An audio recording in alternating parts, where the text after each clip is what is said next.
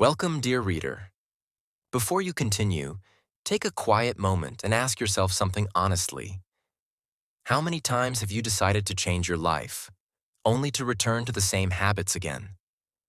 There is a silent gap between what we plan and what we actually do, and inside that gap lives something very powerful. That power is called discipline. Today, you are not just reading a story. You are stepping into an idea that can slowly reshape your thinking, your habits, and your future. Imagine a force that quietly controls everything around you, yet remains invisible. It decides whether you move forward or stay stuck. It shapes your mornings, your focus, your energy, and even your confidence. Most people think discipline is about strict rules or hard punishment, but the truth is far deeper and simpler. Discipline is built in small moments, repeated again and again, until those moments become your identity. In a silent world beyond noise and distraction, there existed a vast system known as the cycle of motion. This system was not made of machines, but of patterns. Every action created a ripple, and every repeated action created a direction. Nothing in this system happened randomly. Everything followed a quiet law. Repetition creates structure. At the center of this system floated a slow-moving wheel. This wheel represented progress. It was heavy at first, almost impossible to move. Around it were countless tiny pushes, each representing a small action. Most of these pushes were weak and inconsistent, so the wheel barely moved.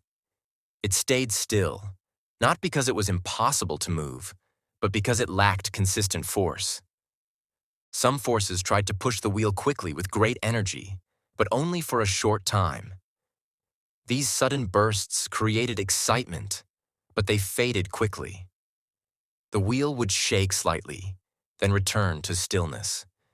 It became clear that speed and intensity were not enough. What the wheel needed was steady, repeated pressure. Near the wheel, another pattern existed, known as the drift zone. This area required no effort. Movements here were automatic, guided by comfort and ease. It felt smooth and relaxing, but it had a hidden effect. The longer something stayed in this zone, the harder it became to move it elsewhere. The drift zone created habits without awareness. It did not demand attention or effort, which made it attractive. But over time, it slowly reduced control. Movement became passive, and direction became unclear. Without realizing it, anything in this zone began drifting without purpose. Opposite to this zone was the resistance field. This area was difficult to enter. Every movement here required effort, focus, and intention. At first, even the smallest push felt heavy. But something unusual happened inside this field. Every repeated action reduced resistance slightly. The resistance field did not become easy immediately, but it responded to consistency. The more often something moved within it, the more stable it became. Movements that once felt difficult started to feel controlled. Gradually, effort transformed into rhythm. Between these two zones existed a thin boundary known as the decision line. This line was crossed many times, often without awareness. Every time a movement shifted from comfort to effort, or from effort to comfort, it crossed this invisible line. This line defined direction. The system observed a simple truth. Anything that crossed into the resistance field repeatedly began forming a path. This path did not appear suddenly. It was created slowly, layer by layer, through consistent action. Each repetition strengthened it, making future movement easier. At the same time, anything that stayed too long in the drift zone lost its ability to choose direction. It followed the path of least resistance, but that path often led nowhere meaningful. Over time, control weakened and change became harder. One cycle, a steady pattern began applying small, consistent pushes to the wheel. These pushes were not strong, but they were regular. At first, nothing seemed to happen. The wheel remained still, and the effort felt pointless. But the pattern continued without interruption. After many cycles, the wheel responded. It moved slightly, almost unnoticeably. This small movement changed everything. Now each push added to the previous one. The effort was no longer starting from zero. Momentum had begun.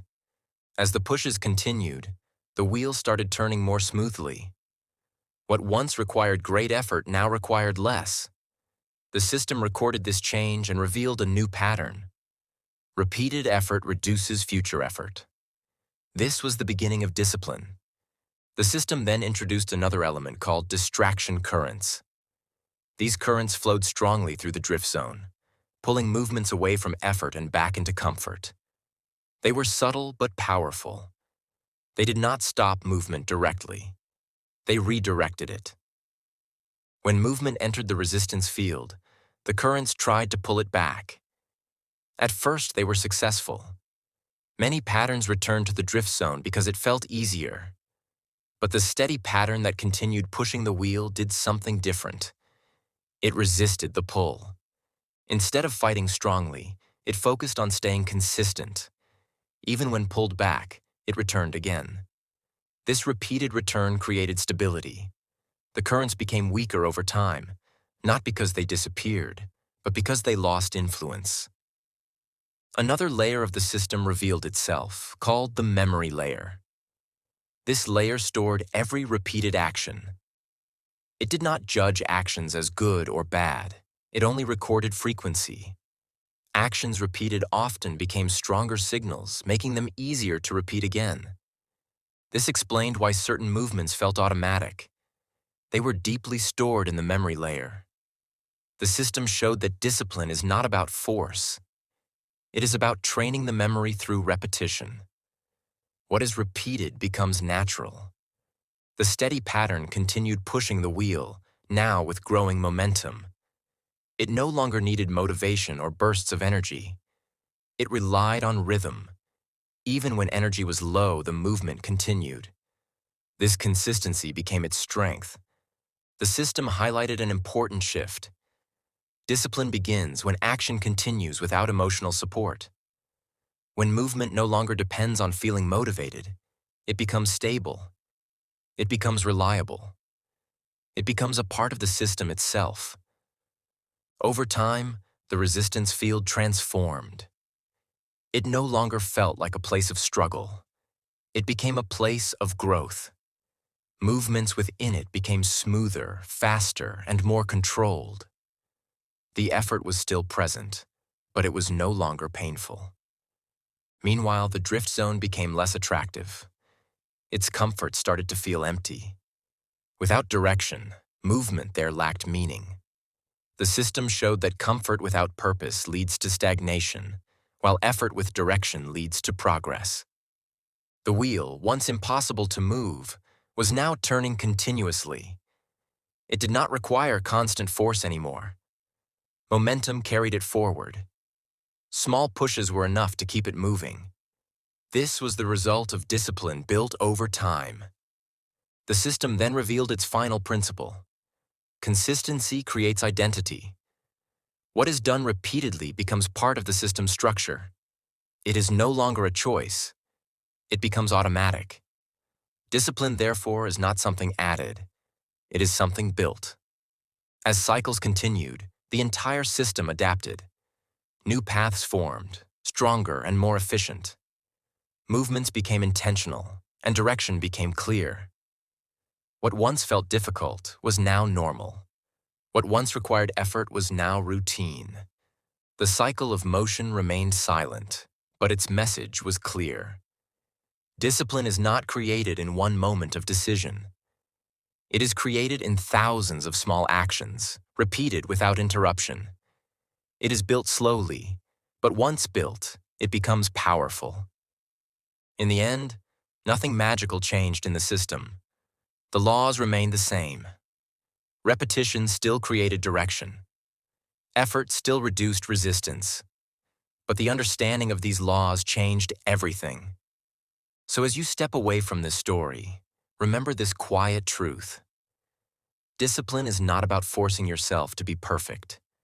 It is about choosing one small action and repeating it until it becomes part of who you are.